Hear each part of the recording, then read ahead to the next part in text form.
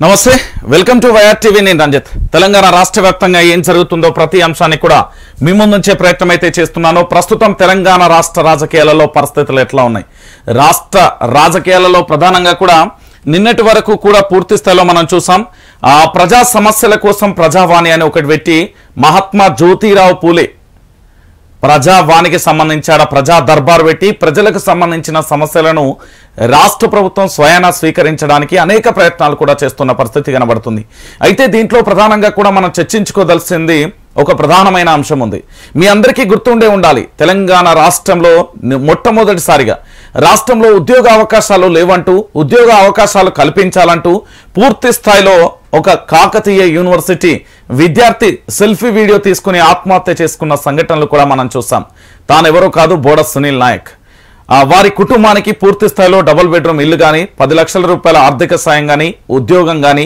ఇతరత్ర కూడా భద్రత కల్పించింది నాటి ప్రభుత్వానికి సంబంధించి ఇప్పటి వరకు కూడా కనీసం వారికి భద్రత కల్పించకపోగా అనేక రకాలుగా కూడా వాళ్ళు మానసిక వేదన పడుతున్న పరిస్థితి కనబడింది ఓ పక్కన వాళ్ళు ఇల్లు కట్టుకుంటున్న తరుణంలో కూడా ఎక్కడికి వెళ్ళినా కూడా కనీసం అప్పు పుట్టని పరిస్థితి మీకే ప్రభుత్వం బ్రహ్మాండంగా ఇచ్చిందంటూ కూడా వాళ్ళ మీద ఒక అపవాదు నెట్టే ప్రయత్నం వాళ్ళు ఇప్పటికీ కన్నీళ్లతో కూడా ఇంకా ప్రభుత్వానికి మొరపెట్టుకోవడానికి ఎదురు చూస్తున్న సంఘటన ఇది తెలంగాణ రాష్ట్ర రాజకీయాలలో అవమానకరమైన ఘటనగా నేను అభివర్ణిస్తా ఎందుకంటే ఒక ప్రభుత్వం ఒక వ్యక్తి మరణించిన తర్వాత కూడా తన కుటుంబానికి ఆర్థిక సాయం చేయకపోగా ఇంకా అవమానించడం హేళన చేయడం అనేది చాలా బాధాకరమైన విషయం సో అలాంటి పరిస్థితులన్నీ కూడా కుటుంబం తట్టుకొని కొత్త ప్రభుత్వానికి మార్పుకై శ్రీకారం చుట్టింది ఇక అధికారంలోకి కాంగ్రెస్ పార్టీ రానే వచ్చింది మరి కాంగ్రెస్ పార్టీ అధికారంలోకి వచ్చిన తర్వాత ఆ కుటుంబానికి న్యాయం కావాలని ఇప్పటికీ కూడా మొరపెట్టుకుంటున్నారు ఆ కుటుంబ సభ్యులు మాకేదో ఒకటి చేయమని చెప్పండి అన్న అంటూ వాళ్ళ అన్న శ్రీనివాస్ ప్రతిరోజు కూడా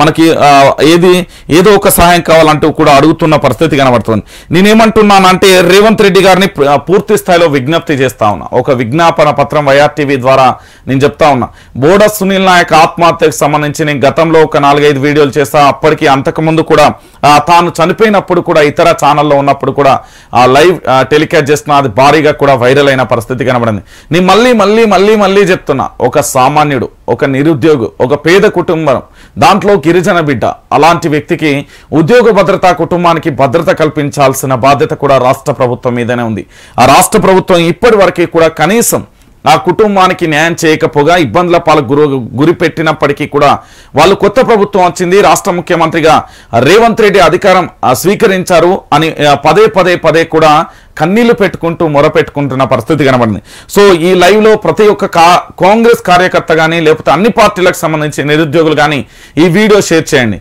బోడ సునీల్ నాయక్ కుటుంబానికి న్యాయం జరగాలి ఇక్కడ అధికార మార్పు జరిగింది కొత్త ప్రభుత్వం ఏర్పడింది ఖచ్చితంగా వాళ్ళ కుటుంబానికి న్యాయం చేయాల్సిన బాధ్యత కూడా రాష్ట్ర ప్రభుత్వం మీద ఉంది ఇది అక్షరాల సత్యం ఎందుకు ఈ విషయాన్ని చెప్తున్నానంటే తెలంగాణ రాష్ట్ర రాజకీయాలలో నిరుద్యోగ పోరాటం మొదలైందే కాకతీయ యూనివర్సిటీ బిడ్డ బోడ సునీల్ నాయక్ నుంచి ఆ తర్వాత తన ఆత్మహత్య నుంచి వరుసగా కూడా నిరుద్యోగులలో ఆగ్రహ జ్వాలలు వచ్చాయి నిరుద్యోగులందరూ కూడా నాంది పలికింది అక్కడే సో అలాంటి కుటుంబానికి న్యాయం చేయాల్సిన బాధ్యత కూడా కాంగ్రెస్ ప్రభుత్వం మీద ఉంది ఆఖరికి ప్రజావాణి ప్రజల యొక్క వాణి వినిపించడానికి ప్రజావాణిలో కూడా తాను దరఖాస్తు పెట్టుకున్నాను ఆ దరఖాస్తును స్వయంగా కూడా ములుగు ఎమ్మెల్యే సీతక్క గారికి ఇచ్చడం జరిగింది సో అన్న మా కుటుంబానికి న్యాయం చేయమని మీరు దయచేసి లైవ్ లో చెప్పండి అంటూ కూడా తాను అర్ధరాత్రి వేళ కూడా కాల్ చేసి కన్నీళ్లు పెట్టుకున్న పరిస్థితి కనబడుతుంది ఏదో అక్కడ ఉద్యోగం ఇచ్చినామా అంటే ఏదో ఒక ప్రైవేట్ కొలుపులో కాంట్రాక్ట్ బేసిక్ లో ఏదో ఒక మూలన ఇచ్చిరన్న చాలా ఇబ్బందులు పడుతున్నామంట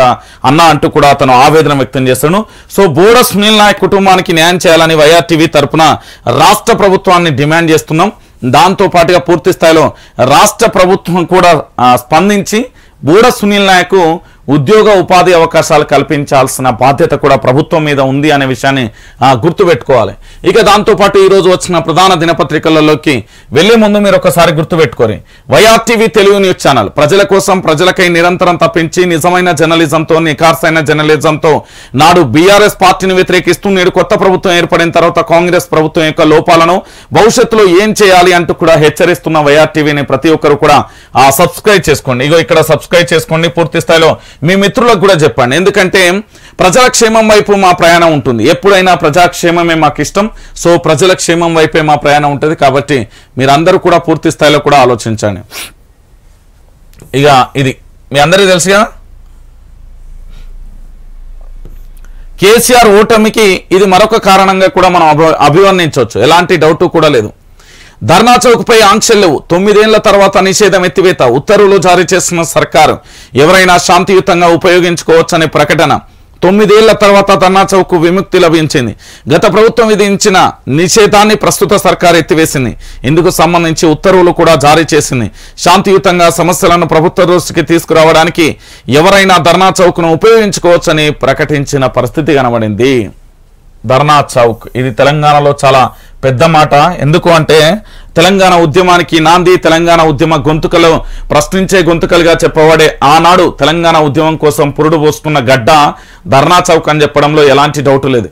నేను ఎందుకు చెప్తున్నా అంటే ఈ ధర్నా చౌక్ సంబంధించి ప్రధానంగా కూడా ఇక్కడ మనకేదైనా సమస్య వచ్చినా ప్రభుత్వానికి వినమ్రంగా వినవించడానికి, అక్కడ మనకు జరిగిన అన్యాయం ఏం కావాలి అనే డిమాండ్ను నిరసన శాంతియుతంగా మనం నిరసన తెలియజేయడానికి మనకంటూ ఒక స్థలం, మనకంటూ ఒక ప్రాంతం, మనకంటూ ఒక స్థలం ఉంటుంది. అదే ధర్నా చౌక్.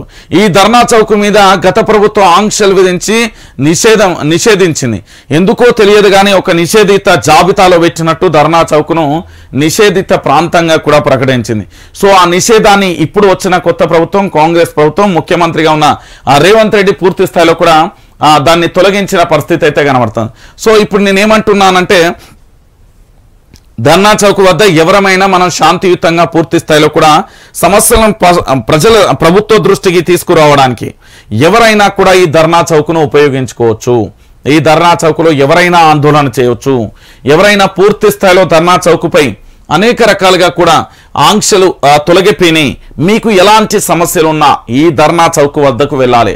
ధర్నా చౌక్లో శాంతియుతంగా మన యొక్క సమస్యను ప్రభుత్వానికి విన్నవించుకోవడానికి మనం చేసే శాంతియుత ధర్నానే ధర్నా చౌక్. ఈ ధర్నా చౌక్ను అనేక మార్లు కూడా రాష్ట్ర ప్రభుత్వానికి సంబంధించి తెలంగాణ రాష్ట్ర ప్రభుత్వం అధికారంలో ఉన్నప్పుడు ముఖ్యమంత్రి కేసీఆర్కు అనేక సార్లు కూడా విపక్షాలు, ప్రజా సంఘాలు అందరూ కూడా హెచ్చరించినా కూడా పట్టించుకొని పరిస్థితి కనబడ్డది.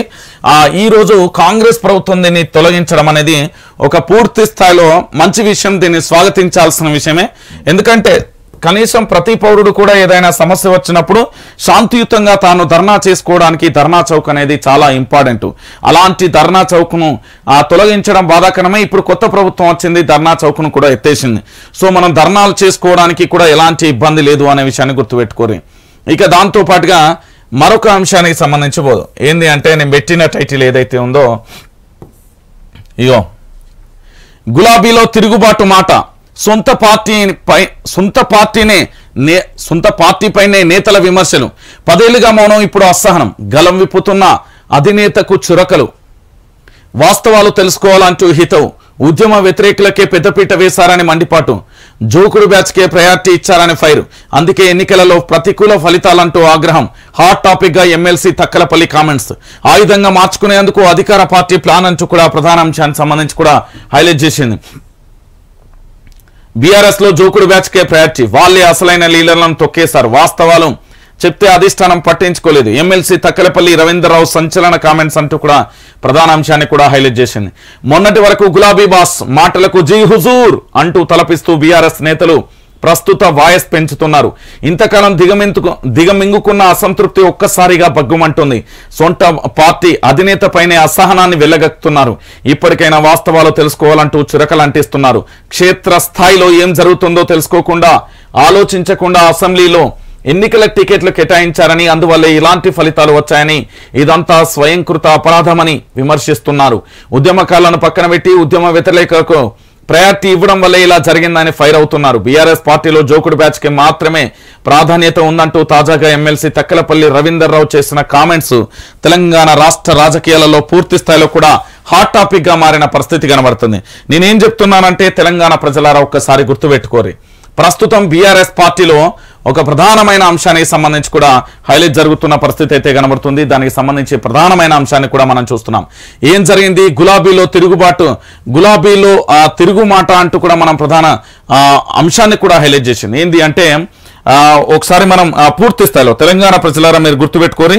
దీనికంటే ముందు మనం ఒకసారి గాదయ్య సార్కి ఫోన్ చేద్దాం. ధర్నా చౌక్ ఎత్తివేతకు సంబంధించి కూడా మాట్లాడే ప్రయత్నం చేద్దాం. సార్ గుడ్ మార్నింగ్ సార్, నేను లైవ్ లో ఉన్నా. Good morning Ranjith. సార్ ఈ ధర్నా చౌక్ ఆంక్షలు ఎత్తేసి కదా, ఎట్లా చూడొచ్చు? ఇది ఆహ్వానించదగ్గ పరిణామం. ఇది సార్ ఇది ఎప్పుడు కూడా ప్రజల నిరసన తెలపడానికి, ప్రజల అభిప్రాయాలు తెలుసుకోవడానికి, ప్రజల యొక్క కష్ట సుఖాలు వాళ్ళు ప్రభుత్వానికి తెలియజేసుకునేటువంటి ఒక ప్లాట్ఫామ్ అనేది ఉండడం అనేది చాలా అవసరం. అది ప్రపంచంలో ఏ దేశంలోనైనా, ఈవెన్ అమెరికా లాంటి దేశాల్లో కూడా వైట్ హౌస్ ముందు కూడా అక్కడ ప్రజలు నిరసన జరపడానికి, వాళ్ళ అభిప్రాయాలు తెలుసుకోవడానికి, చెప్పడానికి, వారి యొక్క భావ వ్యక్తీకరణకి మన కనీస ప్రజాస్వామ్య హక్కులు అనేవి ఏవైతే పౌర సమాజంలో పౌరుని యొక్క హక్కులు గుర్తించడం అనేది ప్రభుత్వం ప్రజల యొక్క అభిప్రాయాన్ని, ప్రజా సంఘాల అభిప్రాయాన్ని, మీడియా అభిప్రాయాన్ని గౌరవించి వాళ్ళు ఏదైతే అక్కడ ఉన్నటువంటి గత ప్రభుత్వం పెట్టినటువంటి ఆంక్షలు ఏవైతే ఉన్నాయో ఒక రకంగా నిరంకుశ నియంతృత్వ పాలనకి ధర్నా చౌక్ ఎత్తివేత అనేది మనం 2014 నుంచి కూడా మనం ఎన్నో సార్లు ఈ ప్రభుత్వాన్ని చెప్పడం జరిగింది. వాళ్ళు పెడచెవిని పెట్టడం వల్లనే వాళ్ళకు వ్యతిరేకంగా ఇంత నిరసన వచ్చింది. ప్రభుత్వం ఇప్పటికైనా, ఈ కాంగ్రెస్ ప్రభుత్వం, ఇప్పటి ప్రభుత్వం ప్రజల అభిప్రాయాన్ని గౌరవించి, గుర్తించి, స్వాగతించి ఏదైతే ధర్నా చౌక్ మీద ఉన్న ఆంక్షలు, ఇది డీసీపీ స్థాయిలో పర్మిషన్ తీసుకోవాలి, అది కూడా మేము 24 గంటల ముందే పర్మిషన్ ఇస్తాము, లేకపోతే ఇంతమందికే పర్మిషన్ ఇస్తాము, లేకపోతే ఈ పద్ధతిలో ఉంటేనే పర్మిషన్ ఇస్తాము అనేది ఏదైతే అనేక రకాల ఆంక్షలు ఏవైతే ఉన్నాయో దాన్ని సడలించదని మనం మీడియా ద్వారా ఈరోజు మనం వినడం అనేది చాలా గొప్ప విషయం. ఇది ప్రజల విజయం. ఇది అయితే ఆంక్షలు ఎత్తివేతే కాదు, అక్కడ ఈ ప్రభుత్వం అన్ని సౌకర్యాలు అక్కడ ఏర్పాటు చేయాలి. అక్కడ తాగునీటి వసతి ఉండాలి, అక్కడ వాష్రూమ్స్, టాయిలెట్స్ సౌకర్యం ఉండాలి. తర్వాత అక్కడ ఎవరైతే పోలీసు ద్వారా పర్మిషన్ కాకుండా సిఎంఓ ఆఫీస్ ద్వారా, చీఫ్ మినిస్టర్ ఆఫీస్ ద్వారా ఒక గ్రూప్ 1 ఆఫీసర్ కి అక్కడ నియామకం చేసి అక్కడ ఈ కష్టాలు, బాధలు, వాళ్ళకి సంబంధించినటువంటి సమస్యలు చెప్పుకోవడానికి వచ్చినటువంటి వాళ్ళ యొక్క వినతి పత్రాలు తీసుకోవడానికి అక్కడ ఒక గ్రూప్ 1 ఆఫీసర్ ని కేటాయించి అక్కడ ఉంచితే అది చాలా మంచి జరిగే అవకాశం ఉంటుంది అనేది నేను భావిస్తున్నాను. అదేవిధంగా అక్కడ షెడ్ల రూపంలోనైనా పెద్ద ఏదో స్లాబులు వేసి ఏర్పాటుగా నిర్మాణం చేయకుండా కానీ షెడ్లు వేసైనా సరే అక్కడ 50 మంది, 100 మంది, 150 మంది, 200, 300 మంది ఎవరికి వాళ్ళు అక్కడ కూర్చొని వాళ్ళ యొక్క సమస్యల మీద చర్చించుకొని సంఘాలు కానీ, వ్యక్తులు కానీ, శక్తులు కానీ, సమూహాలు కానీ, కులాలు కానీ, మతాలు కానీ, ఈ సమాజంలో ఉన్న ప్రతి ఒక్కరూ వాళ్ళ యొక్క సమస్య పరిష్కారానికి అక్కడికి వచ్చి వాళ్ళు మాట్లాడుకోవడానికి, వాళ్ళ అభిప్రాయాలు చెప్పుకోవడానికి ఒక వేదిక అనేది ఏర్పాటు చేస్తే బాగుంటది. అది గౌరవప్రదంగా ఉండాలి. చాలా రాష్ట్రాల్లో కానీ, దేశాల్లో కానీ ఇటువంటి సౌకర్యాలు, కనీస సౌకర్యాలు ఏర్పాటు చేసిన దేశాలు, రాష్ట్రాలు చాలా ఉన్నాయి. కాబట్టి అటువంటి వాటిని స్టడీ చేసి ఇక్కడ కూడా అక్కడ ఉన్న ఎన్టీఆర్ స్టేడియం, అవసరమైతే ఎన్టీఆర్ స్టేడియంలో ఉన్న కొంత స్థలాన్ని ఒక 1/2 ఎకరో లేకపోతే 1 ఎకరో తీసుకొని అక్కడ ట్రాఫిక్ కూడా ఎలాంటి ప్రయాణికులకు అసౌకర్యం కలగకుండా, ఈ అనుమతులు అనేవి పోలీసుల ద్వారా కాకుండా ప్రభుత్వ అధికారి ద్వారా ఏర్పాటు చేసుకుని లా అండ్ ఆర్డర్ ప్రాబ్లం లేకుండా ఉండేటువంటి ఏర్పాట్లు చేస్తే బాగుంటది అనేది నా అభిప్రాయం. సార్ ఇప్పుడు తెలంగాణ రాజకీయాలు ఎట్లుండబోతున్నాయి? ఎందుకంటే ఇప్పటికే రేవంత్ రెడ్డి వాళ్ళ తమ్ముడు కాన్వాయ్తో వెళ్తున్నాడనే సోషల్ మీడియా బీఆర్ఎస్ వాళ్ళు చక్కర్లు కొట్టడం, ఇటు తక్కలపల్లి రవీందర్రావు కూడా ఆ పార్టీలోని గలం విప్పుతున్న పరిస్థితి, అసంతృప్తి, భజన వాళ్ళకే ఇతర పార్టీల నుంచి వచ్చిన వాళ్ళకే పెద్దపీట వేశారంటూ కూడా వ్యాఖ్యలు చేస్తారు. ఎలా ఉండబోతున్నాయి సార్ ఇక్కడ కాంగ్రెస్ ప్రభుత్వానికి సంబంధించి రాజకీయాలు? అంటే మరి నిన్నటి ముఖ్యమంత్రి యొక్క ఆదేశాలు చూసిన తర్వాత ముఖ్యమంత్రి గారికి లాంఛనాలతో కూడినటువంటి లేకపోతే అతిపెద్ద కాన్వాయిలు ఉండొద్దని, నాకే ఉండొద్దని ఆయన ప్రకటించుకున్నాడు. ఆ తర్వాత సామాన్య ప్రయాణికులు రోడ్ల మీద ఎట్లయితే ప్రయాణం చేస్తారో అదే విధంగా నాకు కూడా ఏర్పాట్లు ఉండాలి, కానీ ఈ ప్రజలకు అసౌకర్యం కలిగించేటువంటి, విసుగు కలిగించేటువంటి, వేధింపులకు గురి చేసేటువంటి రవాణా సౌకర్యం నాకే వద్దని ఆయన ప్రకటించుకున్నాడు. కాబట్టి మరి వాళ్ళ బ్రదర్కి సంబంధించి నేను కూడా మీడియాలో చూసినా, మరి అది ఎంతవరకు ఏంటిది, ఎక్కడ జరిగింది, ఎట్లా జరిగింది అదైతే దానికి సంబంధించిన పూర్వపరాలు పూర్తిగా తెలుసుకోవాల్సినటువంటి అవసరం ఉన్నది. ఏది ఏమైనా ముఖ్యమంత్రి నిన్నటి రాత్రి ఆదేశాల ప్రకారం చూసినప్పుడు ఇటువంటి కాన్వాయిల ఆడంబరాలు కానీ లేకపోతే ప్రజలకు అసౌకర్యం కలిగించేటువంటి అతి చేష్టలు ఏవైతే ఉన్నాయో అవి విరమించుకోవాలి, ఏర్పాట్లు చేయొద్దు, పోలీసులకి ఆదేశాలు ఇవ్వడం అనేది చూస్తాం. కాబట్టి మరి చూద్దాం ఈ రోజు నుంచి ఏం జరుగుతుంది, ఎట్లా ఉంటది అనేది అయితే మనం ఇంకా వేచి చూడాల్సిన అవసరం ఉంది. Right, thank you sir, thank you so much. Right, చూసారు కదా మొత్తానికి గాదయ్యర్ గారి వాదన ఏం చెప్తున్నారు తెలంగాణకు సంబంధించి. ముఖ్యమంత్రి గారు మాత్రం నిడారంబరంగా మాత్రం వెళ్ళడానికి ఇష్టపడుతున్న పరిస్థితి అయితే కనబడింది. మొత్తానికి బానిస సంఖ్యల నుంచి ధర్నా చౌక్ అయితే స్వేచ్ఛ వచ్చిన పరిస్థితి కనబడుతుంది. ఇక మొత్తానికి మనం టాపిక్ లోకి వెళ్దాం. గులాబీలో తిరుగుబాటు మాట అనే విషయానికి సంబంధించి నిజంగా ఒకసారి మీరు ఆలోచించండి తెలంగాణ ప్రజలారా, ఇందులో చాలా విషయాలు కూడా ఉన్నాయి. ఒకటి, బీఆర్ఎస్ పార్టీకి సంబంధించి వీళ్ళు పూర్తి స్థాయిలోనండి ఇక్కడ 3 వర్గాలు ఉంటాయండి. ఈ 3 వర్గాలకు సంబంధించి నేను చెప్పే ప్రయత్నం చేస్తున్నా. ఒకటి, మొదటి వర్గం వచ్చేసి వీళ్ళు తెలంగాణ ఉద్యమ టీఆర్ఎస్ పార్టీకి సంబంధించిన వాళ్ళు. ఉద్యమ టీఆర్ఎస్ పార్టీ అంటే వీళ్ళ కేవలం పార్టీ జెండా తెలంగాణ రాష్ట్ర ఏర్పాటు ఉద్యమం చేయడానికి మొదటి నుండి టీఆర్ఎస్ పార్టీ అంటే బీఆర్ఎస్ పార్టీలో పనిచేసిన వాళ్ళు. ఆ తర్వాత ఏం జరిగిందంటే పార్టీ కోసం పనిచేసిన వాళ్ళు, వీళ్ళు కరుడుగట్టిన కార్యకర్తలు అంటారు. ఈ కార్యకర్తలకు సంబంధించి వీళ్ళేంది అంటే కేవలం ఆ పార్టీ ఎదుగుదల, పార్టీ బాగుండాలని శ్రేయస్సు కోరేవారండి. ఇక 3వ వర్గం ఇతర పార్టీల నుంచి వచ్చిన వారు. వీళ్ళు దొంగలు కావచ్చు, లంగలు కావచ్చు, వాళ్ళ యొక్క కాంట్రాక్ట్ల కోసం కావచ్చు, ఇతరత్ర కావచ్చు, ఏదైనా కావచ్చు, ఆ కేసుల విషయంలో కావచ్చు, ఇట్లా వచ్చిన వాళ్ళు కనబడ్డ పరిస్థితి కనబడ్డది. ఇప్పుడు బీఆర్ఎస్ పార్టీకి సంబంధించి ఎమ్మెల్సీ తక్కలపల్లి రవీందర్రావు గారు చేసిన వ్యాఖ్యలలో తప్పేంటి? తప్పు లేదు. ఇప్పుడు ఏం చేస్తారు అంటే బీఆర్ఎస్ పార్టీకి ఒక అస్త్రం దొరికింది. అస్త్రశస్త్రాలను ఏంది ఒక బాణాన్ని ఎక్కుపెట్టడానికి తక్కలపల్లి రవీందర్రావు మీద చర్యలు తీసుకునే ఆస్కారం ఉంటుందా, లేకపోతే మౌనంగా ఉండిపోతుందా? నిజాలను చెప్పుతే తప్పేంటి అని వీళ్ళు స్వాగతిస్తారా, లేకపోతే నిజాలను పూర్తి స్థాయిలో జీర్ణించుకోలేకపోతారా? ఇదే ప్రస్తుతం తెలంగాణ రాష్ట్ర రాజకీయాలలో చర్చనీయాంశంగా మారుతున్న పరిస్థితి చూడొచ్చు. తెలంగాణ ప్రాంతానికి సంబంధించి ఓ నా ప్రజలారా, ఓ నా తెలంగాణ బిడ్డలారా, ఏంటి అంటే వచ్చిన తెలంగాణలో మనం గులాబీ పార్టీని అనవసరంగా ముఖ్యమంత్రి గారిని గద్దెదించాం, ఇది చాలా బాధాకరమైన విషయం అంటూ సోషల్ మీడియాలో బహుశా ఒక 50 యూట్యూబ్ ఛానళ్ళు కలిసి చేసినాయని చెప్తున్నారు. ఇక్కడ పోరాటం అనేది యూట్యూబ్ ఛానల్లో లేకపోతే ఇంకెవరో చేస్తే రాదు. ఇది ప్రజల నుంచి స్వచ్ఛందంగా వచ్చిన పోరాటం. ఎందుకంటే రాష్ట్ర ముఖ్యమంత్రిగా ఉన్న కల్వకుంట్ల చంద్రశేఖరరావు నాడు ఇదే ప్రజాభవన్ నుంచి ప్రజలను కలిస్తే అయిపోయే కథ, నిరుద్యోగులకు ఉద్యోగాలు ఇస్తే అయిపోయే కథ, లేకపోతే తెలంగాణలో జరుగుతున్న కొన్ని చిన్న చిన్న అంశాలను పరిశీలించి వాటిని పరిష్కరిస్తే అయిపోయే కథ, కొంతమంది ఎమ్మెల్యేలను మార్స్తే అయిపోయే కథ. ఇది ప్రస్తుతం తెలుసుకోవాల్సిన విషయం. ఎవరి మీదనో బురద చల్లుదాం, ఎవరినో తొక్కేద్దాం, ఎవరి మీదనో అభండాలు వేద్దాం అని కాదు. మీ స్వయంకృత అపరాధాలు మీరు తెలుసుకోండి. మీ ఎమ్మెల్సీ గారే స్వయంగా చెప్పారు. మీ BRS party MLC Takkalapalli Ravinder గారు గలం విప్పారు. అంటే తెలంగాణలో ఏం జరుగుతుంది, ఇప్పటి వరకు నివురుగప్పిన నీడలా ఉన్న ఒక్కొక్కసారి పూర్తి స్థాయిలో బ్రహ్మాండంగా బద్దలుగా పోతుందా? బీఆర్ఎస్ పార్టీకి సంబంధించి జలక్ ఇవ్వబోతుందా? బీఆర్ఎస్ పార్టీలో ఎమ్మెల్సీలు ఎమ్మెల్యేలు ఉంటారా, లేకపోతే పూర్తి స్థాయిలో కాంగ్రెస్ కు వెళ్లే ప్రయత్నం జరుగుతుందా? ఇక కేసీఆర్ కు మొండి చేయి చూపించినట్లయినా ఇన్నాళ్ళు జీ హుజూర్ అన్నవాళ్ళు ఏం మాట్లాడుతున్నావు, ఏం చేస్తున్నావు, నీ నిర్ణయాలు ఏంది అని ప్రశ్నించే స్థాయికి వచ్చిలా. ప్రస్తుతం తెలంగాణలో జరుగుతున్న అప్డేట్ ఇదేనండి. ప్రస్తుతం హాట్ టాపిక్ గా మారిన ఈ అంశానికి సంబంధించి మరి అధినాయకత్వం వీళ్ళ మీద ఏమైనా చర్యలు తీసుకుంటుందా, నిజాలు అని దీని మీద పూర్వాపరాలను చర్చించుకొని ముందుకు వెళ్లే ప్రయత్నం చేస్తుందా, లేకపోతే మాట్లాడే స్వేచ్ఛను బీఆర్ఎస్ పార్టీలో కల్పిస్తుందా అనేది కూడా మనం వేచి చూడాల్సిన పరిస్థితి కనబడింది.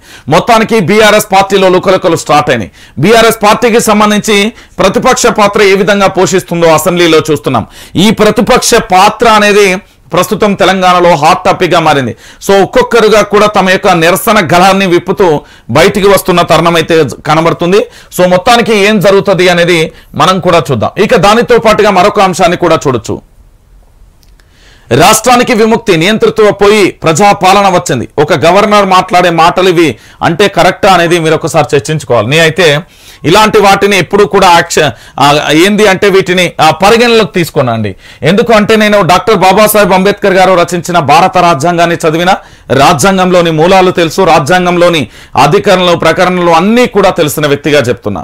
ఏంది అంటే గవర్నర్ అనే ఒక వ్యక్తి ప్రభుత్వానికి సంబంధించి స్టాంప్ పేపర్ గానో రబ్బర్ సీల్ గానో రాష్ట్రపతికి ఎలాంటి అధికారాలు ఉంటాయో దానికంటే ఇక్కడ అంటే దేశాన్ని ప్రెసిడెంట్ స్థాయిలో ఉన్న వ్యక్తి, రాష్ట్రానికి సంబంధించి గవర్నర్ స్థాయిలో ఉన్న వ్యక్తి, లేకపోతే ఎవరికి ఏ అధికారాలు ఉంటాయి, వాళ్ళు ఏ విధంగా మాట్లాడాలి, వాళ్ళ భాషతోని ఏ విధంగా మాట్లాడాలి అనేది ఒకసారి మనం తెలుసుకోవాలి. కానీ గవర్నర్ గారు ఏకంగా రాష్ట్రానికి విముక్తి వచ్చిందంటే మరి బ్రిటిష్ కాలం నాటి బ్రిటిష్ రాజులు పరిపాలించలే, లేకపోతే ఏంది ప్రత్యేక రాష్ట్రంగా సంస్థానంగా ఉన్న నిజాం ప్రభు పరిపాలించలే. తెలంగాణ ప్రజల చేత ప్రజల కొరకు ఎన్నుకోబడిన బీఆర్ఎస్ పార్టీ అధికారంలోకి వచ్చింది. 9.5 సంవత్సరాల పాటు వాళ్ళ అధికారంలో ఉన్న విషయం వాస్తవమే. కానీ గవర్నర్ ఈ విధంగా మాట్లాడుకుంటుంటే బాగుంటది అనేది రాజకీయ విశ్లేషకులు, రాజకీయ పండితులు చెప్తున్నారు. ఏ విధంగా చెప్తున్నారు? రాష్ట్రానికి విముక్తి, నియంతృత్వంపై ప్రజాపాలన వచ్చింది అని చెప్పడంలో ఇది 100కు 100% కరెక్ట్ కాదు. కాదంటే అధికార మార్పిడి అనేది జరిగింది, కొత్త ప్రభుత్వం ఏర్పడింది. కొత్త ప్రభుత్వం వల్ల గత ప్రభుత్వంలో జరిగిన లోపాలు కొత్త ప్రభుత్వం ఎట్లనైనా తీర్చాలి అనే విధంగా మాట్లాడితే బాగుంటది అంటున్నారు తెలంగాణ సమాజం. కానీ గవర్నర్ మాట్లాడిన మాటలను ఏ విధంగా చూడాలో మరి ఇక ఈ రాష్ట్రానికి సంబంధించిన అడ్వకేట్లే చూసుకోవాలి. పాలకులకు ప్రజలకు మధ్య ఉన్న ఇనుప కంచెలు తొలగిపోయాయి. ఏంది ఇనుప కంచెలు కాదు మేడం, 2012 ఎన్నికలలో 2012వ సంవత్సరంలో ఇదే కాంగ్రెస్ పార్టీ ఆ కంచెను ఏర్పాటు చేసుకున్నది. కాదంటే దాని ఏంది బందోబస్తుగా ముఖ్యమంత్రి మాత్రం ఏర్పాటు చేసుకున్నారు. ఎందుకు అంటే ఆయన 2001 నుండి 2014 వరకు పోరాటాలు చూశాడు, ధర్నాలు చూశారు, నిరసనలు చూశారు, దాడులు చూశాడు, ప్రతిదాడులు చూశాడు, సభలు చూసిండు, సమావేశాలు చూసిండు, ఆగ్రహ జ్వాలలను చూసిండు. సో తనకంటూ ఎక్కడో ఒక మూలన భయం ఉన్నది. ఆ భయం తారాస్థాయిలో ఉన్నది. తన ధైర్యానికి మించిన భయం ఉన్నది. ఆ భయం కారణంగానే ఇనుప కంచెలు వేసుకున్నాడట. 100 రోజులలోనే గ్యారంటీల అమలు, వ్యవసాయానికి 24 గంటల కరెంటు, కాళేశ్వరం అవినీతిపై దర్యాప్తు ఖాయం. మరి మీరే ఉన్నారు గతంలో 2018 ఎలక్షన్ల తర్వాత ఇక్కడ గవర్నర్ నరసింహన్ అనే వ్యక్తి గారు, లేకపోతే ఇంకొక గవర్నర్ లేరు. గవర్నర్ తమిళసై సౌందర్యరాజన్ గారే ఈ రాష్ట్రానికి సంబంధించి ఏంది అంటే వీళ్ళు గవర్నర్ గా ఉన్నారు. మరి ఆ గవర్నర్ కు సంబంధించి మరి ఎన్ని రోజులు ఎందుకు కాళేశ్వరం మీద దర్యాప్తుకు సంబంధించి ఎందుకు చేయలే? విద్యుత్ అప్పులు 81,516 కోట్లు. ఉభయ సభలను ఉద్దేశించి గవర్నర్ ప్రసంగం. నియంతృత్వ పాలన పోకడం నుంచి రాష్ట్రానికి విముక్తి లభించిందని గవర్నర్ తమిళసై అన్నారు. ఉభయ సభలను ఉద్దేశించి శుక్రవారం చేసిన ప్రసంగంలో ఆమె పలు కీలక వ్యాఖ్యలు చేశారు. ప్రస్తుత ప్రభుత్వంలో తెలంగాణ స్వేచ్ఛా వాయువులను పీల్చుకుంటుందని పేర్కొన్నారు. పాలకులకు ప్రజలకు మధ్య ఉన్న ఇనుప కంచె తొలగిపోయాయని తెలిపారు. గవర్నర్ నోట అబద్ధాలు, కాంగ్రెస్ మేనిఫెస్టో చదివినట్టుగా తమిళసై ప్రసంగం అంటూ కూడా ఎమ్మెల్యే కడియం. బీఆర్ఎస్ ఉక్కిరిబిక్కిరి. కౌన్సిల్లో గవర్నర్ ప్రసంగంపై పరశాన్. ధన్యవాదాలు తెలపాలో వ్యతిరేకించాలో తెలియక సతమతం. ఎందుకు ధన్యవాదాలు తెలుపుతారండి? ఏ విధంగా తెలుపుతారు? వ్యతిరేకించురి, 100% వ్యతిరేక. దాంట్లో డౌటే ఉన్నది. ఇనుప కంచెల గురించి ఎందుకు, రాష్ట్రానికి విముక్తి అనే మాటలు ఎందుకు, కాళేశ్వరం దర్యాప్తు అనేది ఏమైంది, దాంతో పాటుగా పాలకులకు ప్రజలకు మధ్య ఇనుప కంచెలు అనే మాట ఎందుకు? వీటన్నింటినీ కూడా మనం పూర్తి స్థాయిలో కూడా గవర్నర్ మాట్లాడాల్సిన పదాలు కాదు కదా. నేను నిజంగానే గవర్నర్ మాట్లాడాలనుకుంటే ఎల్బీ నగర్లో జరిగిన 3rd డిగ్రీ కానీ, నేరెళ్ల ఘటన కానీ, మరియమ్మ లాకప్ డెత్ కానీ, కాదిర్ ఖాన్ లాకప్ డెత్ కానీ, మియాపూర్ భూముల కుంభకోణం కానీ, కాళేశ్వరం ప్రాజెక్టులకు కానీ, దాంతోపాటు తెలంగాణలో విద్య నిర్వీర్యమైన పరిస్థితి కానీ, వైద్యం అటకెక్కిన పరిస్థితి కానీ, ఎమ్మెల్యేల అరాచకాలు కానీ, ఇవన్నీ మాట్లాడచ్చు. మరి అన్నాళ్ళు మౌనంగా ఉండిపోవడానికి ఏంది గవర్నర్ ఒక మౌనం కాదు కదా. గవర్నర్ వ్యక్తి ఆ రోజు ఎందుకు మాట్లాడలే? ఇదే అసెంబ్లీ సమావేశాలకు ఉపన్యాసం ఇచ్చింది కదా, ఉభయ సభలను ఉద్దేశించి గవర్నర్ కూడా మాట్లాడింది కదా. ఈ విషయాలన్నింటినీ తెలంగాణ ప్రజలారా దయచేసి తెలుసుకోండి. ఏం జరుగుతున్నది అనే విషయాన్ని తెలుసుకోండి. ఐ రిక్వెస్ట్ యూ తెలంగాణ ప్రజలారా. మనం చాలా తెలివి కల్లోలం. మన రాష్ట్రం అంటేనే చాలా పవర్ఫుల్. ప్రభుత్వ విప్పులుగా 4 వీళ్ళందరూ కొత్తోళ్లే. ఎమ్మెల్యేలు లక్ష్మణ్ కుమార్, ఆది శ్రీనివాస్ కు అవకాశం, రామచంద్ర నాయక్, బిర్లా ఐలాయక్ సైతం ఛాన్స్ అంటూ కూడా చూడొచ్చు. ఉత్తర్వులు జారీ చేసిన సీఎస్ 4 ఎమ్మెల్యేలకు ప్రభుత్వ విప్పు పదవులను సర్కార్ కట్టబెట్టింది. ధర్మపురి ఎమ్మెల్యే అడ్లూరి లక్ష్మణ్ కుమార్, వేములవాడ ఎమ్మెల్యే ఆది శ్రీనివాస్, డోనకల్ ఎమ్మెల్యే జాటోతు రామచంద్ర నాయక్, ఆలేరు ఎమ్మెల్యే బిర్లా ఐలాయక్ విప్పులుగా నియమిస్తూ శుక్రవారం సీఎస్ శాంతి కుమారి ఉత్తర్వులు జారీ చేసింది.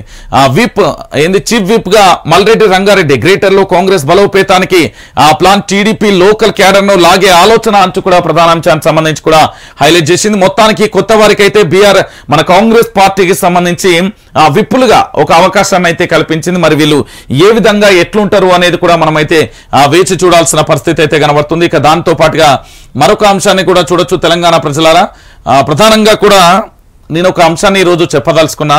కుటుంబ ప్రాణాలు తీసిన ఆన్లైన్ బెట్టింగ్, భార్య 2 పిల్లలకు చంపి భర్త సూసైడ్. బెట్టింగ్ కోసం సుమారు 50 లక్షల అప్పులు, ఇండ్లు ఎకరాల భూమి అమ్మినా తీరని బాకీలు, సర్వీస్ రివాల్వ్తో కాల్చుకొని ఆత్మ. ఇగో నేను ఏమంటున్నా అంటే మన కోసం ఓ కుటుంబం ఉంటుంది, ఓ పక్కన అమ్మా నాన్న, మన బంధువులు, స్నేహితులు, ఇదొక వర్గం అయితే తెలంగాణ ప్రజల కోసం మనం బ్రతకాలి. గుర్తుపెట్టుకోరు. మీరు కేవలం మీ కుటుంబాల కోసమే బ్రతుకుతానంటే ప్రజాస్వామ్యం అనేది ఎప్పుడు కూడా నరికివేయబడుతుంది. మీరు ప్రజల కోసం పనిచేస్తే ప్రజాస్వామ్యం అనేది స్వేచ్ఛాయుతమైన వాతావరణంలో స్వేచ్ఛా వాయువులను పీల్చుకుంటుంది. ఈ విషయాన్ని చాలా క్లారిటీగా కూడా గుర్తుపెట్టుకోరు తెలంగాణ ప్రజలని మళ్ళీ చెప్తున్న పరిస్థితి కనబడుతుంది. ఇక దీంతో పాటు పోలీసు, ఆర్టీసీ ఉద్యోగుల పిల్లలకు రెసిడెన్షియల్ స్కూల్ అంటూ చూడొచ్చు. ఏర్పాటుకు ప్రణాళికలు రూపొందించండి, వెంటనే హోంగార్డ్ నియామకాలు చెప్పండి, పోలీస్ రిక్రూట్మెంట్ లో లోపాలు ఉండొద్దు, ఆఫీసులకు సీఎం రేవంత్ రెడ్డి ఆదేశాలు. ఇక సెక్రటరియట్ లో అధికారులతో సమీక్ష అంటూ కూడా ప్రధాన అంశానికి సంబంధించి కూడా హైలైట్ చేసింది. మొత్తానికి పోలీసు, ఆర్టీసీ ఉద్యోగుల పిల్లలకు రెసిడెన్షియల్ స్కూళ్ళు అంటూ కూడా చెప్పిన పరిస్థితి. ఉన్న స్కూల్లే మూతకు పడుతున్నాయి. 6000 స్కూళ్ళు మూతకు పడ్డాయి. అయ్యా రేవంత్ రెడ్డి గారు, నేను ఒక అంశాన్ని కూడా మీ ముందుకు తెచ్చే ప్రయత్నం చేస్తున్నా. తెలంగాణకు సంబంధించి ఏం జరుగుతున్నది, ఎట్లెట్లున్నది, తెలంగాణ రాష్ట్రానికి సంబంధించి జరగబోయే పరిస్థితులు ఏంటి అని కూడా నేను చెప్పే ప్రయత్నం అయితే చేస్తున్నాను. ఏంటి అంటే తెలంగాణ రాష్ట్ర రాజకీయాలలో మీరు కొన్ని విషయాలను కూడా గుర్తుపెట్టుకోవాలి. రేవంత్ రెడ్డి గారికి చిన్న విన్నపం ఏంది అంటే, ఇక్కడ పోలీసుకు సంబంధించి, ఆర్టీసీకి సంబంధించి, దాంతోపాటు వీళ్ళ పిల్లలకు రెసిడెన్షియల్ స్కూళ్ళు అంటున్నారు. ప్రభుత్వ శాఖలో పనిచేసే వాళ్ళందరికీ మీరు ఇవ్వండి, తప్పులేదు. కానీ ఒక వాస్తవాన్ని మాత్రం గుర్తుపెట్టుకోర్రి. ప్రభుత్వానికి సంబంధించిన స్కూళ్ళు, ప్రభుత్వానికి సంబంధించిన హాస్టళ్లు, ప్రభుత్వానికి సంబంధించిన కాలేజీలు, ప్రభుత్వానికి సంబంధించిన అన్ని కూడా నిర్వీర్యం అయిపోతున్న పరిస్థితి కనబడుతుంది. దయచేసి ప్రభుత్వ వైద్య విద్యం ప్రభుత్వానికి సంబంధించి దీని మీద ఫోకస్ పెట్టండి. ఎవరో సన్నాసులు చెప్పిన మాటలు నమ్మి మీరు కూడా సలహాదారుల ముచ్చట్లు పోయి ఆగం చేసుకోకండి. దయచేసి ఏం జరుగుతున్నది, ఏం కథ అనేది కూడా చూడాల్సిన పరిస్థితి ఏర్పడుతుంది. ఇక బీఆర్ఎస్ చాప్టర్ క్లోజ్, ఆ పార్టీ మనుగడ కష్టమే, బీజేపీ స్టేట్ చీఫ్ మార్పు ఉండదు, ఎంపీ లక్ష్మణ్ అంటూ కూడా ప్రధాన అంశాన్ని చూడొచ్చు. ఇక లోక్సభ ఎన్నికలలో ఒంటరిగానే పోటీ, BJP state chief Kishan Reddy అంటూ చూడొచ్చు. ఇప్పుడు లక్ష్మణ్ అన్న చెప్పిన మాటలో ఎలాంటి డౌట్ లేదనిపిస్తుంది. ఎందుకో నాకు ఏంది అంటే రాజకీయాలను చూస్తే అదే అనిపిస్తుంది. BRS chapter close. ఎందుకంటే కేంద్రంలో ఇన్నాళ్ళు భారతీయ జనతా పార్టీ ఉంది, ఇప్పుడు కూడా అదే ఉన్నది. సో ఇక రాష్ట్రానికి సంబంధించి కాంగ్రెస్ ప్రత్యామ్నాయం కోసం ఇక్కడ వెతుకులాట అనేది సాధ్యం కాదు. ఎందుకంటే బీఆర్ఎస్ పార్టీని అధికారంలోకి తీసుకురావాల్సిన బాధ్యత బీజేపీకి లేదు. అయితే భారతీయ జనతా పార్టీ అధికారంలోకి రావడానికి సాహసం చేస్తుంది. ఇక కాంగ్రెస్, బీజేపీ అన్నట్లుగా తెలంగాణలో రాజకీయాలు మారే అవకాశాలు కూడా చాలా ఎక్కువగానే ఉన్నాయి అనేది రాజకీయ వర్గాలు అయితే చెప్తున్న పరిస్థితి అయితే కనబడుతుంది. దానికి సంబంధించిన అంశాన్ని చూస్తాం. ఇక దాంతో పాటుగా నిన్న చూడుర్రి, ప్రజాభవన్ కు పోటెత్తిన జనం, ప్రజావాణిలో సమస్యలు చెప్పుకునేందుకు క్యూ అంటూ కూడా ప్రధాన అంశానికి సంబంధించి కూడా హైలైట్ చేసిన పరిస్థితి. నేనేమంటున్నానంటే ఇది రేపు తెలంగాణ కాంగ్రెస్ ప్రభుత్వానికి పెద్ద గుడ్డలు పెట్టవుతుందండి. నేను నిజంగా చెప్తున్నా, వాస్తవాలను గ్రహించాలి. ఎందుకు అని నేను చెప్తున్నా అంటే ఇక్కడ సమస్యల కోసం వచ్చిన ఇక్కడ ప్రజలను చూస్తున్నారు కదా మీరు. నేను ఇక్కడ దాదాపుగా ఒక 5 గంటల నుంచి 6 గంటల లైవ్ చేసిన, వీళ్ళందరితో మాట్లాడినా. ఎక్కువ శాతం భూ సమస్యల గురించి, దాంతోపాటు గత ప్రభుత్వంలో అన్యాయానికి, ఆక్రమణకు, దోపిడీకి గురైన వారు, దాంతోపాటు ఈ ప్రభుత్వానికి సంబంధించి చేయాల్సిన పనుల గురించి మాత్రమే ఎక్కువ చెప్తున్న పరిస్థితి కనబడుతుంది. నేనేమంటున్నానంటే ప్రజాభవన్, ప్రజావాణి ఓకే, కానీ నేను ఇదే ప్రజాభవన్, ప్రజావాణి గ్రామీణ స్థాయిలో, మండల స్థాయిలో, నియోజకవర్గ స్థాయిలో, జిల్లా స్థాయిలో బలోపేతం చేస్తే చాలా అద్భుతంగా ఉంటది. అక్కడి సమస్యలు అక్కడనే పరిష్కారం కావచ్చు. ఇదే ప్రజాభవన్కు సంబంధించి ఎమ్మెల్యే క్యాంప్ కార్యాలయాన్ని గతంలో పెట్టింది బీఆర్ఎస్ పార్టీ, కానీ అది సక్సెస్ఫుల్ కాకపోవడం వల్ల దాని మీద వ్యతిరేకత కాస్త ప్రగతి భవన్కు అంచింది. సో ఇందులో సమస్యలు ఏ మేరకు పరిష్కారం అవుతాయనేది కూడా ఒక సాహసం, ఒక పెద్ద సవాల్. ఒకవేళ ఇక్కడ కనుక సమస్యలు పరిష్కారమే కాలేదు అనుకో, ఇది కాంగ్రెస్ పార్టీకి మొదటి కేసరత్తది అనే విషయాన్ని రేవంత్ రెడ్డి గ్రహించాల్సిన బాధ్యత కూడా ఉంటుంది. ఎందుకంటే పూర్తి స్థాయిలో నేను చెప్తున్నా కదా, ఇక మొత్తానికి సొంత ఇంటికి కేసీఆర్ యశోద ఆసుపత్రి నుంచి డిశ్చార్జ్.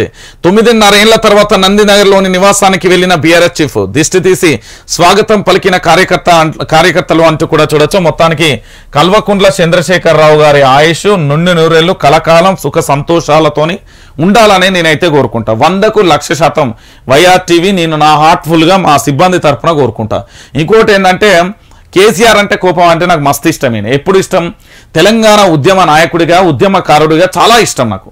కానీ 2014 తర్వాత ఆ ఇష్టం అనేది స్టార్ట్ అయింది. ఎందుకంటే అనుకున్న స్థాయిలో ఫలాలను తెలంగాణ ప్రజలకు అందించడంలో విఫలమైపోయాడు. సరే ఏదేమైతేంది, ఇప్పుడైతే విపక్ష పార్టీలోకి వెళ్ళిపోయాడు ఒక ఎమ్మెల్యే గారు. సరే మాజీ ముఖ్యమంత్రి గారికి సంబంధించి ఆరోగ్యంగా ఉండాలని నీ అయితే కోరుకుంటున్నా, తెలంగాణ ప్రజలందరూ కూడా కోరుకుంటారు. మాకేం నీ మీద కోపం లేదు, నువ్వు చేసిన మంచి లంగ పనుల వల్లనే ఈరోజు ఇట్లా ఉండిపోయింది అనేది ప్రధాన అంశానికి సంబంధించి కూడా చూస్తున్నాం. ఇక దాంతోపాటుగా తెలంగాణ రాష్ట్ర రాజకీయాలలో ఇంకొక అంశం కూడా ఉన్నది. మేడారం జాతరకు 75 కోట్లు వచ్చే ఏడాది ఫిబ్రవరి 21 నుంచి 24వ తేదీ వరకు జరిగే మేడారం సమ్మక్క సారక్క మహాజాతర కోసం రాష్ట్ర ప్రభుత్వం 75 కోట్లు కేటాయించింది. దీంతో వివిధ పనులు చేపట్టాలని త్వరలోనే ఆఫీసర్లు టెండర్లకు పిలువనుంది అంటూ కూడా చూడొచ్చు. ఇక ఆసియా ఖండంలోనే అతిపెద్ద గిరిజన జాతర మేడారం జాతర. నేను చెప్పాలంటే ఒక్క మాటలో చెప్పాలంటే ప్రతి సంవత్సరం వందలాది కోట్లు ఖర్చు పెడుతున్నారండి ఆడ. నేను ఒక వీడియో కూడా చేసిన మేడారం జాతర మీద. అరే శాశ్వత పరిష్కారం దిశగా ఎందుకు ఉండలేకపోతుంది? ఈ మేడారం జాతరకు సంబంధించి గిరిజన ప్రజల ఆచారం, ఇది మేడారం కదా, ఈ ఎడమ సైడ్ పోయి మేడారం అదేంది కమాన్కు పోయే ముందు కాస్త ముందుకు వస్తే లెఫ్ట్ సైడ్ ఓ దారి ఉంటుంది. ఆ లెఫ్ట్ సైడ్ సీదా పోతే గుట్ట వస్తుంది. ఆ గుట్ట మీద పల్లెల బతుకులు ఇంకా దారుణంగా ఉన్నాయి. మేడారం జాతరకు 75 కోట్లతో పాటు మేడారంలో ఉన్న ఆ తాడ్వాయి మండలం, ఆ ములుగు జిల్లాకు పూర్తిగా అభివృద్ధి చేయాల్సిన బాధ్యత మొత్తం రాష్ట్ర ప్రభుత్వం మీదనే ఉంది అనే విషయాన్ని గుర్తుపెట్టుకోవాల్సిన అవసరం ఎంతైనా ఉంది అనే విషయాన్ని గుర్తుపెట్టుకోండి. ఇక దాంతో పాటుగా మరొక విషయానికి సంబంధించి కూడా మనం చూసే ప్రయత్నం అయితే చూద్దాం. ఆజ్ కీ బాత్ కు సంబంధించి కూడా చూద్దాం. ఆజ్ కీ బాత్, ఏది రాజకీయం? ప్రజలను బానిసలుగా చేసి అప్పులతో తోసి ఇచ్చిన అధికారాన్ని దుర్వినియోగం చేసి ఉన్నదంతా దోసి యువతను మందుకు బానిసలుగా చేసి పేపర్ లీకులు చేసి వాళ్ళ జీవితాలను బొంగరం చేసి ఆడుకున్నారు కదా. 3 తరాల యువతను కోలుకోలేని దెబ్బతీశారు. వాళ్ళ బ్రతుకులు ఎటో తెలియకుండా చేశారు. రైతులకు రుణమాఫీ అంటివి, 3 ఎకరాల భూమి అంటివి, ఉచిత ఎరువులు వంటివి చివరకు ఇయ్యకుండా రైతుల చావుకి కారణమైతివి. ఇప్పుడు కొత్తగా వచ్చిన ప్రభుత్వం అయిన కేసీఆర్కి వత్తాసు పలికిన అధికారులను తీసేసి నికార్సైన ఉన్నత అనుభవ అధికారులను పెట్టి యువతను, రైతులను ఆదుకొని వాళ్ళకి పెద్ద దిక్కు కావాలని కోరుకుంటున్నా అని కూడా ప్రధాన అంశానికి సంబంధించి కూడా హైలైట్ చేసింది. నిజానికి వాస్తవం అండి, ఇది తెలంగాణ రాష్ట్ర వ్యాప్తంగా ఆజ్ కీ బాత్ కు సంబంధించి 3 తరాల యువత కాదండి, ఎక్కువనే కోల్పోయారు. ఎట్లా అంటే ఉద్యమకారులు ఒక తరం, తెలంగాణ రాష్ట్రం వచ్చిన తర్వాత ఓ తరం, వచ్చిన తర్వాత బాగుపడుతుందని ఇంకో తరం, 3 తరాలు ఆగిమైపోయినాయి. గోవింద జీవితాలు. పాపం ఎవరు ఏం చేయాలన్నా కూడా అర్థం కాని పరిస్థితులలో చాలా మంది కన్నీళ్లతోనే ఉన్నారండి. చాలా మంది కాల్ చేస్తూ ఉంటారు. బాధ అనిపిస్తుంది నాకైతే. నేను ఎంతెందుకు ఇప్పుడు ఉదయం లేవగానే బోడ సునీల్ నాయక్ వాళ్ళ అన్న శ్రీనివాస్ అన్న మా గురించి లైవ్ లో చెప్పండి అన్న, ఎర్లీ మార్నింగ్ చేస్తే ఎంత బాధ అనిపిస్తుంది ఆ కుటుంబానికి. రేవంత్ రెడ్డి న్యాయం చేయాలని నేను అడిగినా, మరి ఏం చేస్తారో చూద్దాం. దానికి సంబంధించి కూడా మనం చూడాల్సిన అవసరం ఉంటుంది. తెలంగాణలో ప్రజాప్రతినిధులపై 115 కేసులు, 20 కేసులు సిబిఐ ముందు, 46 కేసులు సమన్లు జారీ చేసే దశలు. 3 నెలల్లో పూర్తి వివరాలతో నివేదిక అందించాలని హైకోర్టు ఆదేశం అంటూ కూడా ప్రధాన అంశానికి సంబంధించి కూడా హైలైట్ చేసింది. ఇక మన కడిగిన ఆనిముత్యాలు ఎంతమంది ఉన్నారు? 115 మంది ఉన్నారు. ఒక్కొక్కల మీద 20 కేసులు సిబిఐ ముందు, 46 కేసులు సమన్లు జారీ అయి ఉన్నాయట. ఇక చూడరు మనోళ్ళు ఎంత మంచిగా ఉన్నారో, ఎంత అద్భుతంగా ఉన్నారో కూడా హైలైట్ చేసిన పరిస్థితి కనబడుతుంది. ఇక దాంతో పాటుగా మరొక అంశానికి సంబంధించి కూడా హైలైట్ చేసింది, ఉప్పల్ మండలాన్ని శాసిస్తున్న భూబకాసురసులు. సర్వేయర్ వెంకటేష్ ని కాపాడుతున్నది ఎవరు? కలెక్టర్ కమిషనర్ ఉత్తర్వులు కూడా బేఖారత్. అక్రమ బిల్డర్లకు సహకరిస్తున్న అధికారులు ఎవరు? బిల్డర్ పై క్రిమినల్ కేసులు బుక్ అయిన చర్యలు శూన్యం. ఒక సర్వే నెంబర్లో అనుమతులు పొంది మరో సర్వే నెంబర్లో నిర్మాణాలు చేపడుతున్న పనులు. విచారణ జరిపి న్యాయం చేయాలని బాధితుల వేడుకోలు అంటూ కూడా ప్రధాన అంశానికి సంబంధించి కూడా హైలైట్ చేసింది. హైదరాబాద్ లో ఇటువంటి చాలా జరుగుతున్నాయి. దీని గురించి పూర్తి స్థాయిలో కూడా చర్యలు తీసుకోవాల్సిన బాధ్యత ఉంది. రైట్. హిడ్మాపై 14 లక్షల రివార్డు ప్రకటించిన పోలీసులు.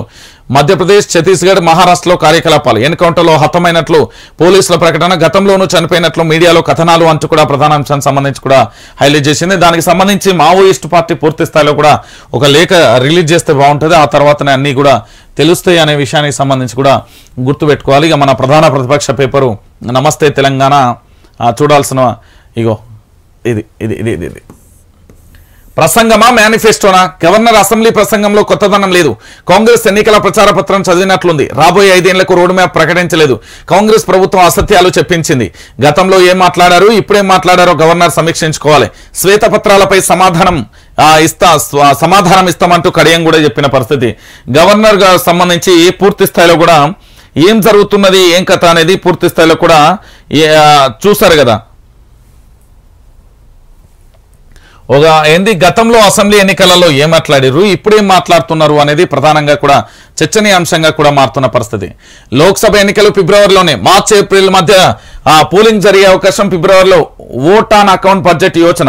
అదే నెల 3వ వారంలో ఎన్నికల షెడ్యూల్. గడువు కంటే నెలన్నర ముందే లోక్సభ ఎలక్షన్లు. ఫిబ్రవరిలోనే ఎన్నికలు. ఏపీ సీఎం జగన్ హింటూ అంటూ కూడా చూడొచ్చు. దాంతో పాటుగా ఇటు పంచాయతీ ఎన్నికల మీద కూడా సందిగ్ధత ఉంది. ఇంకా ఖరారు కాని బీసీ రిజర్వేషన్లు. ప్రభుత్వానికి నివేదిక ఇవ్వని బీసీ కమిషన్. బీసీ రిజర్వేషన్లు 42% పెంచుతామని ఇప్పటికే కాంగ్రెస్ హామీ. కామారెడ్డి బీసీ డిక్లరేషన్ లో స్పష్టీకరణ. అదే జరగాలంటే కులగణన తప్పనిసరి. దానికి కనీసం 4 నెలలు పట్టే అవకాశం అంటూ కూడా ప్రధాన అంశానికి సంబంధించి కూడా హైలైట్ చేసిన పరిస్థితి అయితే కనబడుతుంది. మొత్తానికి తెలంగాణ రాష్ట్ర వ్యాప్తంగా ఏం జరుగుతుంది, ఏం కథ అనేది కూడా ఒకసారి చూడొచ్చు. లోక్సభ ఎన్నికలు గనక జరుగుతాయి, ఇప్పటి వరకు సర్వేలలో కాంగ్రెస్ ప్రభుత్వానికి సంబంధించి ఇక్కడ ఉన్న 17 స్థానాలలో 6 నుంచి 9 స్థానాలు కాంగ్రెస్, మిగతా స్థానాలు కొన్ని వస్తాయంటూ కూడా చెప్పిన పరిస్థితి మనం చూస్తాం. ఇక్కడ ఏం జరుగుతున్నది అంటే తెలంగాణ ప్రజలారా, లోక్సభ ఎన్నికలు ఫిబ్రవరిలోనే జరుగుతున్నాయి. So YS Jaganmohan Reddy hint ఇచ్చిండు. ఇలాంటి పరిస్థితులలో ఇక్కడ పంచాయతీ ఎన్నికల మీద ఒక సందిగ్ధత ఉన్నది. ఎందుకంటే బీసీ రిజర్వేషన్లను 42% పెంచుతామని కాంగ్రెస్ పార్టీ ఇప్పటికే హామీ ఇచ్చిన తరుణంలో ఏం జరుగుతుంది అనేది ఆసక్తికరమైన అంశానికి సంబంధించి కూడా చెప్తున్న పరిస్థితి అయితే కనబడుతుంది. ఇక ఆటో యూనియన్లకు సంబంధించి చూస్తూనే ఉన్నాం. ఆటో యూనియన్లు పోరుబాట. నేటి నుంచి బిఎంఎస్ వినతి పత్రాల ఉద్యమం. 19న Telangana motor driver round table. తమ పొట్ట కొట్టవద్దంటూ ఆటో డ్రైవర్ల ఆందోళన అంటూ కూడా ప్రధాన అంశానికి సంబంధించి కూడా హైలైట్ చేస్తున్నాం. దీని గురించి మనం అనేక సందర్భాలలో కూడా ఒక లైవ్ చేసినాం. దాంతో పాటు మాట్లాడించే ప్రయత్నం ప్రతిరోజు కూడా చేస్తున్నాం. తెలంగాణలో మొట్టమొదటిసారిగా కాంగ్రెస్ ప్రభుత్వం కొత్తగా ఏర్పడిన తర్వాత వాళ్ళ మీద పోరాటం చేసేది ఎవరయ్యా? ఇగో వీళ్ళే. తర్వాత ఎవరు చేస్తారంటే ఆ ప్రజావాణి దగ్గర. 3వ లెవెల్ చేస్తారంటే మళ్ళీ నిరుద్యోగులు చేస్తారు. గుర్తుపెట్టుకోరు, ఇదంతా భవిష్యత్తులో జరగబోయే సంఘటనలే. నేను చెప్తున్నా కదా, ఆ కోచింగ్ సెంటర్లకు సంబంధించి జరుగుతున్న మాఫియాను కూడా ఒక 2-3 రోజులలో బయట పెడతా. ఆ కోచింగ్ సెంటర్ల మాఫియా పాపం నిరుద్యోగుల జీవితాలను ఎట్లా ఆడిస్తున్నది అనేది కూడా చెప్తా. వాళ్ళు యూట్యూబ్ ఛానళ్లు పెట్టి ఆ నిరుద్యోగులను ఏ విధంగా ప్రభావితం చేస్తారు, వాళ్ళ దగ్గర పైసలు ఏ విధంగా గుంజుతాలో. అసలు కోచింగ్ సెంటర్ పెట్టినోడు పాఠాలు చెప్పాల్సింది పోయి వాని నేను ఈ పేపర్ వాయిదా వేస్తా, ఆ పేపర్ వాయిదా వేస్తా అంటూ చెప్తూ తిరుగుతున్నాడట. ఆ సంగతి ఏందో చూస్తా. 2 రోజుల టైం ఎంక్వైరీ జరుగుతుంది. పూర్తి స్థాయిలో ఆ అంశాలన్నీ కూడా నేను చూసే ప్రయత్నం అయితే చేస్తా. రైట్. ఇక దాంతో పాటుగా మరొక అంశాన్ని కూడా చూడొచ్చు. ఇగో, మై లార్డ్ నన్ను చనిపోనివ్వండి, జడ్జినైనా నాకే లైంగిక వేధింపులు. రాత్రికి రమ్మని జిల్లా జడ్జిగా అడిగారు. అలహాబాద్ హైకోర్టు సుప్రీంకోర్టుకు ఫిర్యాదు చేసినా ఫలితం లేకపోయింది.